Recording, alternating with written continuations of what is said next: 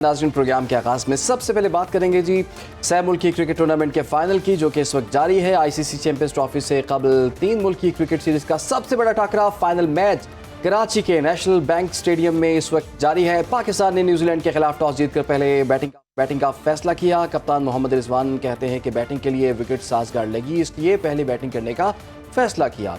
New Zealand के खिलाफ final के लिए टीम में एक तब्दीली, मोहम्मद हसनैन की जगह फ़हीम अशरफ को शामिल किया गया, जबकि न्यूजीलैंड ने मैट हेनरी और बेन सिनर्स की जगह जैक डफी और नेथन स्मिथ को शामिल किया है। न्यूजीलैंड अपने दोनों मैचेस साउथ अफ्रीका और पाकिस्तान से जीतकर फाइनल में पहुंचा है।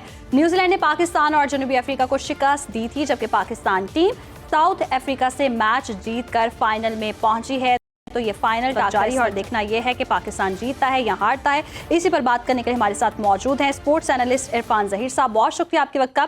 इरफान, कहिएगा सबसे पहले तो पाकिस्तान ने टॉस जीतकर बैटिंग का फैसला किया, इस फैसले को आप कैसे देखते हैं, क्योंकि ड्यू फैक्टर भी था? जी बिल्कुल, आपने बिल्कुल ठीक बात की। ये ड्यू फैक्टर लास्ट मैच में आया और यही नज़र आ रहा था कि पाकिस्तान ने जिस तरह खासतौर पर लास्ट मैच में चेस किया था और एक रिकॉर्ड बनाया था अपनी होम सॉइल पे भी, ओवरऑल भी 352 पाकिस्तान को शायद चेस की तरफ ही जाना चाहिए था। बट मुझे कहीं ना कहीं लग रहा है शायद ये विकेट थोड़ी सी डिफरेंट है, थोड़ा सा इसमें बॉल रुक रहा है, स्पॉन्ची है, शायद पानी विकेट पे थोड़ा ज़्यादा दिया गया है, उसकी वजह से बॉल शायद उस तरह बैट पे आ नहीं रही। हो सकता है इसी चीज़ को कंसिडरेशन में रखते हुए टीम ने सोचा हो कि हम पहले बैटिंग करते हैं। बट अगर ड्यू फैक्टर आ जाता है और थोड़ा सा अर्ली आ जाता है, जिस तरह लास्ट मैच में आया था साउथ अफ्रीका के अगेंस्ट, तो फिर बैटिंग बहुत कन्वीनियंट हो जाएगी। और दूसरा, अगर हमारी बैटिंग लाइन के हवाले से बात करें वहाँ, तो ये हमारा जो एक डिबैकल है कि जो हम हमेशा से कहा जाता है कि one of the most unpredictable side, वो फिर हमें नजर आया। कंसिस्टेंसी है ही नहीं है किसी भी डिपार्टमेंट के अंदर। एक आउटस्टैंडिंग परफॉर्मेंस हमें रिजवान और सलमान अली आगा की तरफ से नजर आई, हमने वर्ल्ड रिकॉर्ड बना डाला। फिर हम आज इस मैच में देख रहे हैं कि कोई भी बैटर, सब ने बिट्स एंड पीसीज में स्टार्ट लिया, बट कोई भी इसको बड़ा इवन 50 के बार को भी क्रॉस नहीं कर पाया। इसी तरह हम देख रहे हैं सलमान अली आगा 45, रिजवान जो है 46, बाबर 29। तो ये कहानी इसी तरह की है। जब आप कोशिश कर रहे होते हैं इस तरह बड़े इवेंट के अंदर 300 या उससे प्लस करने की, तो आपके 1-2 बैटर को 100 या उससे ऊपर जाना पड़ता है। लेकिन इरफान, अभी तो इस वक्त 43 ओवर्स का खेल जो है वो हो चुका है और 6 विकेटों के नुकसान पर पाकिस्तान ने 200 रन बना लिए हैं। आपके ख्याल में इन 7 ओवर्स में पाकिस्तान को कितने रन बनाना होंगे और पाकिस्तान फिर समझे कि ये अच्छा फाइटिंग टोटल है?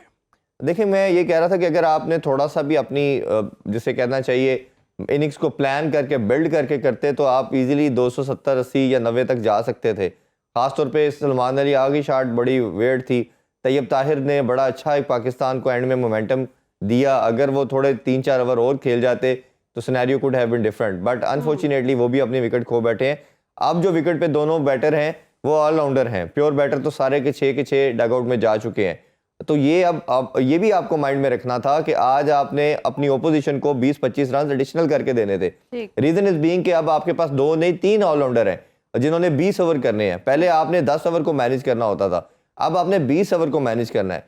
तो ये मेरा ख्याल है अगर सारी चीजों को कंसिडरेशन में रखते हुए कोशिश तो ऑब्वियसली ये करेंगे कि मैक्सिमम टोटल की तरफ जाएं। इरफान, बाबर से लोगों को बड़ी उम्मीदें हैं और बाबर की हम परफॉर्मेंस की बात करें तो वो सेट तो हो जाते हैं, 20-30 रन बनाते हैं, लेकिन कोई बड़ी इनिंग नहीं खेल पाते। ये क्या वजह है, क्योंकि उनको लाया भी ओपनर के तौर पर जा रहा है?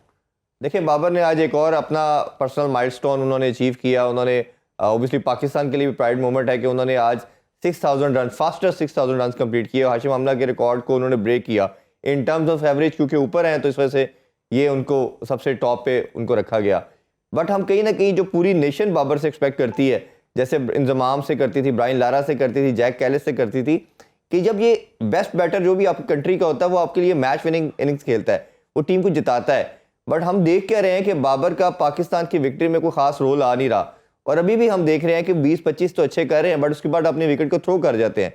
जितना बड़ा बैटर होता है जो लेजेंड की कैटेगरी में, जिस तरह कल उन्होंने खैर फैंस को भी कह दिया और कुछ साफियों को भी कह दिया कि मुझे किंग ना कहा करें, वो इसी वजह से शायद किंग शिंग ना कहा करें मुझे तो इसी वजह से कहा कि शायद वो भी फ्रस्ट्रेट हो रहे हैं अब। अच्छा, लेकिन इस सीरीज में आपने देखा कि एक्सपेरिमेंट तो एक तो बाबर आजम वाला कि उनको ओपनिंग करवाई गई और वन डाउन साउथ शकील से करवाया गया। तो ये दोनों एक्सपेरिमेंट जो हैं वो दोनों जो खिलाड़ी हैं वो परफॉर्म नहीं कर पा रहे। तो इसका मतलब है अब चैंपियंस ट्रॉफी के लिए दोबारा से रीथिंक करना पड़ेगा और इसको रिवाइज कर सकते हैं फिर हम? देखिए, ये मेरा ख्याल है कि आज इनको ज़रूर ये कॉम्बिनेशन ट्राई करना पड़ेगा। बाबर जब रन्स नहीं कर रहा था, बाबर की तमाम जितने भी रन्स हैं जो फतूहात कहनी चाहिए, उनकी जितने भी अपने पर्सनली गोल्स कह लें, वो उन्होंने नंबर 3 पे उन्होंने अचीव किया था। उससे क्या होता है कि आपकी पूरी टीम का जो एक मोमेंटम है बैटिंग के अंदर, कम्बिनेशन है, वो बनता है। साउथ शकील PSL में भी ओपन कर चुके हैं, डोमेस्टिक में भी कर चुके हैं, तो साउथ शकील को अगर आज ओपन करवाते तो आपका ये पूरा कोर जो था वो डिस्टर्ब नहीं होना था। तो बस ये पता नहीं क्या एक जिसे कहना चाहिए एक रिजिड सा माइंडसेट बन चुका है कि अगर ओपन कराना है तो ओपन ही कराना है। ये अगर कर लेते तो शायद सिनेरियो डिफरेंट हो सकता था। दूसरी ऑप्शन ये भी हो सकती थी, ये बेसिकली इमरान आपके पास 2-3 मैचेस थे जिसमें आप ना रिगार्डलेस के आपने ट्राई नेशन जीतना है या नहीं जीतना, बट अपने कॉम्बिनेशन को ट्राई कर सकते थे। आप उस्मान खान को भी डाल के एज ए ओपनर ट्राई कर सकते थे और नंबर 3 क्योंकि आपके स्क्वाड का पार्ट है, आप उसको भी एक मैच में खिला के देख सकते थे। बाबर को नंबर 3 पे रहने देना चाहिए था। फिर जो एक जवाज की हम बात करते हैं ना, अब देखे खुदा न खासा पाकिस्तान अच्छा नहीं करता इसमें या आगे चैंपियन ट्रॉफी में, तो सारे ही एक बात ये हो जाएगी ये जी बाबर को फोर्स करके इन्होंने किसी तरह उसको ओपन करवा दी, ये देखें कोर खराब हो गया। आल दो की जस्टिफिकेशन नहीं है, बट करने का तरीकाकार ये था कि आपके पास जब वो कहते हैं ना ऑप्शंस अवेलेबल हैं तो आप उसको यूटिलाइज कर सकते थे। पहले ही आपने किसी तरह हमने देखा कि आपने कोई ओपनर रखा ही नहीं। इमाम की हमने बहुत बात की कि इमाम को होना चाहिए था जब साइम नहीं थे, चलें आपने उनकी जगह पे दूसरे प्लेयरों को इंडक्ट किया तो उनको भी ओपन कराया जा सकता था। तो लेकिन इरफान आपकी इसी गुफ्तगू के दौरान एक और विकेट गिर गई है और 200 रन पे पाकिस्तान के 7 खिलाड़ी आउट हो चुके हैं और 43.4 और मेरी गुफ्तगू के दौरान 8वां भी आउट हो चुका है। तो 8 खिलाड़ी पाकिस्तान के आउट हो चुके हुए हैं और बड़ा मुश्किल नजर आ रहा है। जो आपने 260 270 की बात की थी तो मतलब तो उससे पहले खत्म होता हुआ दिखाई दे रहा है। देखना होगा कि पाकिस्तान कितना टोटल देता है उन्हें और क्या हदफ मिलता है न्यूजीलैंड को, और फिर पाकिस्तान बॉलर्स के लिए इसको डिफेंड करना कितना मुश्किल होगा। बहुत शुक्रिया आपका। इरफान ज़हीर हमारे साथ मौजूद थे और ये बड़ा मैच है, फाइनल मैच है। दिली दुआ और ख्वाहिश तो यही है कि पाकिस्तान ये मैच जीते, लेकिन बज़ाहिर यूँ ही लग रहा है कि पाकिस्तानी टीम मुश्किलात का शिकार है।